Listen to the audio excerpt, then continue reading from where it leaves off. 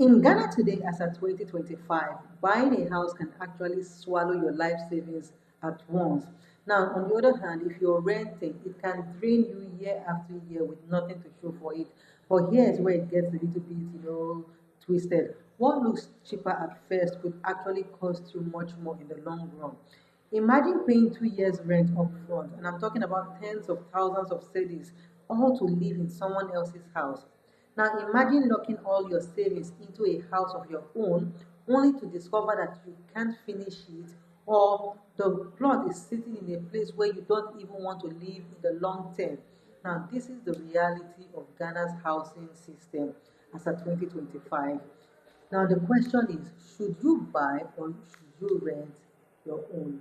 Owning a house has always been painted as the ultimate dream, and for many people, for many Ghanaians, it actually represents success, it represents security, and let's not forget, it also represents freedom from landlords. But you should know that a house is not just a building, it's a symbol of arrival.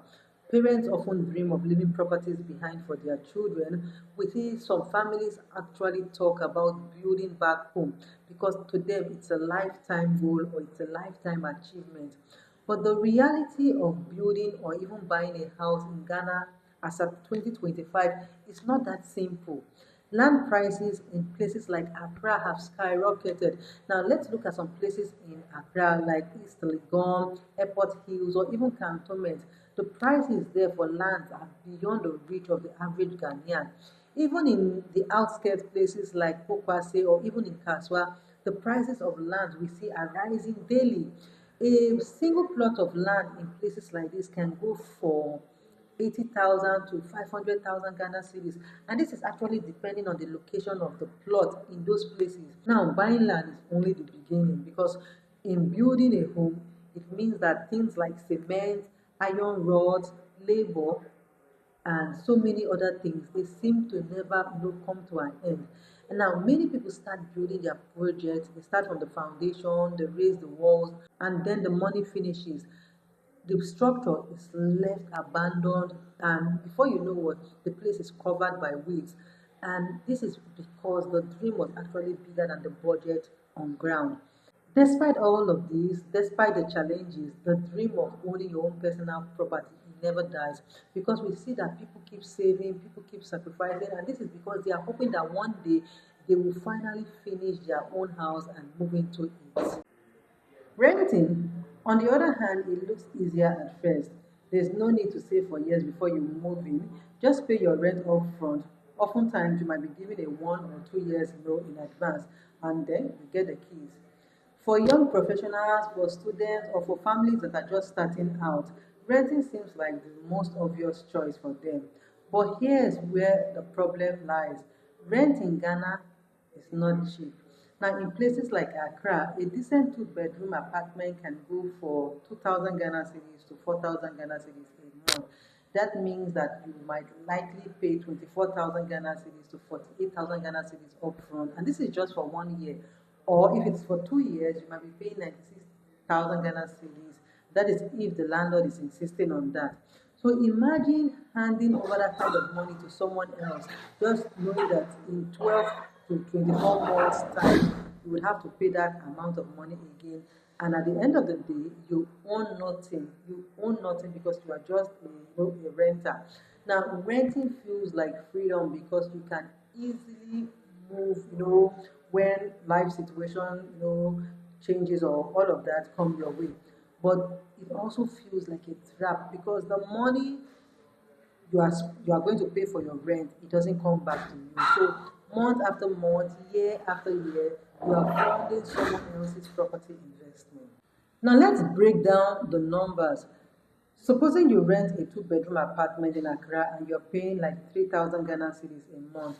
Now when we calculate it times 12 months, we're looking at 36,000 Ghana cedis a year. Now imagine you staying there for 5 to 10 years and you're going to be spending about 180,000 Ghana cedis or 360,000 Ghana cedis. At the end of it, you have nothing to show for it except maybe the memories that you have created there with your family. Now imagine you buy a plot of land for about, let's say, 150,000 Ghana cedis in a place like maybe Pokwase, Kaswa, or thereabout. Now you spend another 500,000 Ghana cedis building a modest 2 bedroom or a 3 bedroom house. In total, we are looking at 650,000 Ghana cedis. At first, it might look like a smart investment for you, but here's the catch. Where would you live while you are building it? So most people still rent while they are constructing, which means it's a double, spending for them. Now, after building itself, it's unpredictable. Prices of cement, iron rod, and tiles can actually go up every year. So what you plan to build 500,000 cedis could easily, cost you about 800,000 Ghana cedis before completion. Now, what about the legal fees, the permit, the land guards, and of course, miscellaneous? You may end up spending far, far, far more than you had even budgeted. So which is more expensive in the long run? Is it renting for 10 years to 20 years or actually building with endless rising costs? Now the answer to all of this would depend on timing, depend on discipline, and of course the location of where you are even building the house in question. 2025 has actually brought so many major shifts in Ghana's housing market.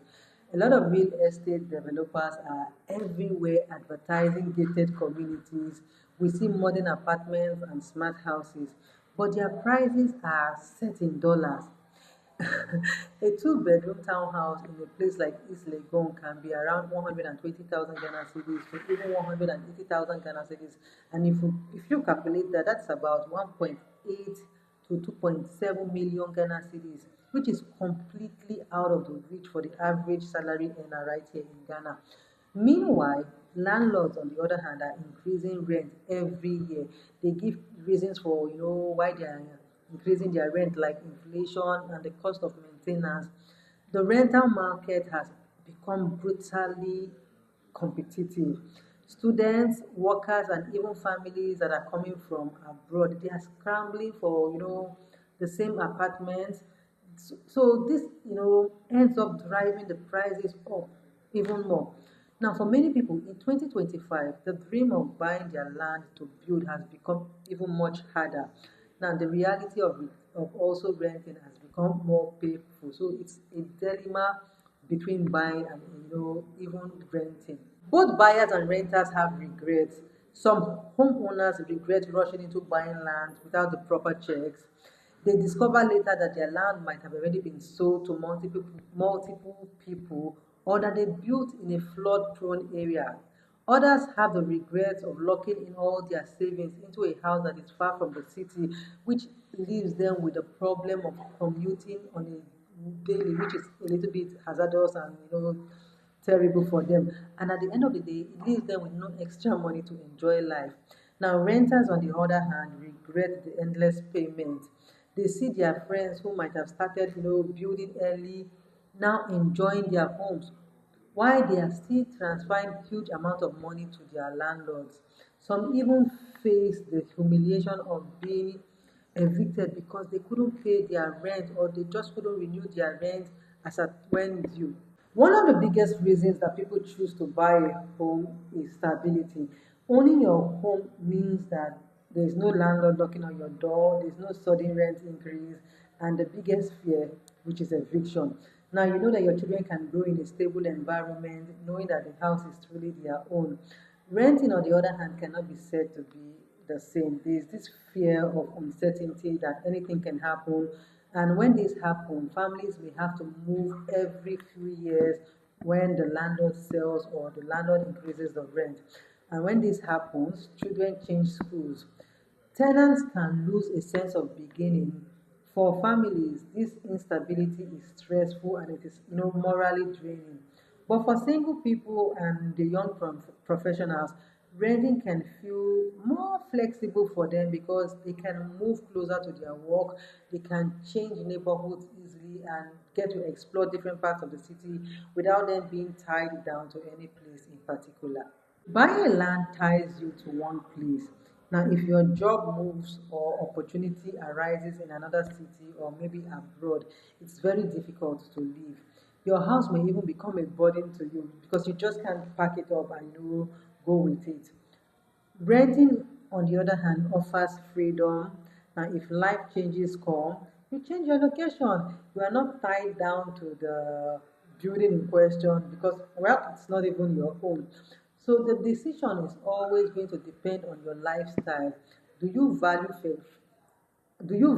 flexibility, or do you crave, a permanent kind of, structure, or, you want to own something? For Ghanaians in the diaspora, buying could, be more attractive to them. They get to send money home, hoping to build a house where they can, retire to. That is if they are coming back home. But they have so many horror stories, because we have heard of cases of when money was sent to relatives, it disappears, or the relatives disappear, or the house is, is poorly built. Some of them, return home to find that their dream house is actually being occupied by, strangers. Now, for locals in Ghana, the story is different. They face daily realities of the high cost, untrustworthy builders, and unstable jobs. They cannot risk putting everything into a house if they are unsure of how tomorrow is actually going to be or look like for them. Now, this clash between the diaspora dreams and the locals' reality gets to show you just how complex the decision is about, owning a property down here in Ghana. So guys, which of these makes more sense to you? Is it buying or renting in Ghana in 2025? Like I would always say, the truth is there is no single answer to it. And this is because if you have stable income, you have patience, and a long-term vision, buying can actually make sense for you, because it will give you that future, it will secure your future for you, and it will give you peace of mind. If you value flexibility and you have limited savings, or you are unsure of where life trajectory is going to take you to, then renting for you at the moment can just make all the sense, because it's going to allow you to adapt without being, feeling trapped or stuck, by a building. But here's what you should take home with you. In 2025, the biggest mistake is either doing none of them.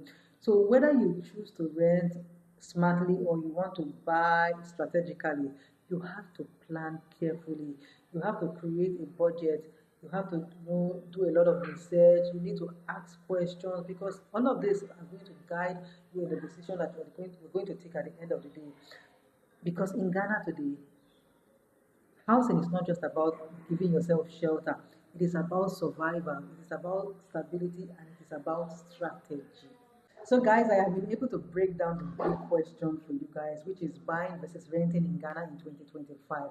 But here's the next question that a lot of people want answers to. And the question is that if you are renting, where can you actually find a place that is, both affordable and safe in Accra? So, guys, do not worry, I have you covered. Now, go watch my video here. This is the next video that I want you to watch. Now, in that video, I talked about affordable and safe rentals in Accra. In that video, I uncovered the best neighborhoods, the hidden gems, and of course, the price ranges that you should be looking at. So, guys, go click here to watch it, because this video could be the difference between, wasting money and finding a home that you love. So, guys, I will see you over in that video, and don't forget to subscribe to the channel. Bye.